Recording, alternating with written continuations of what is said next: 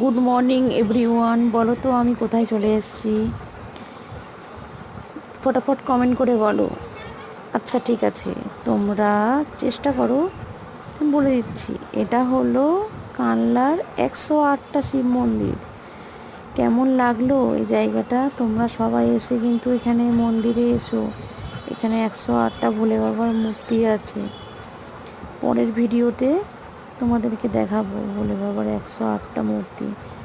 আমি এখানে একটা কাজে এসেছিলাম, তো ভাবলাম একটু মন্দিরটার ভেতরে ঘুরে যাই।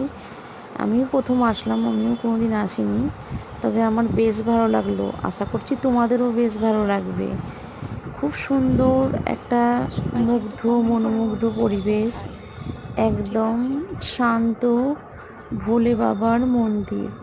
তো সকলে কমেন্টে লিখো হর হর মহাদেব।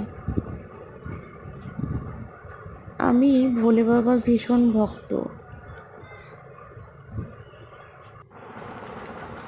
তোমরা কে কে আমার মতো ভোলে বাবার ভক্ত? আমি তো ভোলে বাবাকে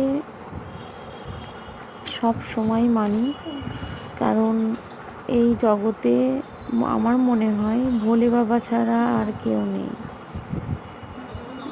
তবে হ্যাঁ, ভোলে বাবার স্ত্রী মা শক্তি আমাদের আদি দেবতা, কিন্তু আমি ভোলে বাবাকে ভীষণ ভীষণ ভীষণ পছন্দ করি এবং খুব মানি।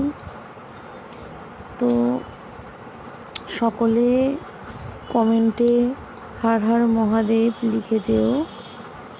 জয় ভোলে বাবা জয়। এ দেখো, এটা হলো একটা পুরনো কুয়ো, যাকে ইদারা বলে।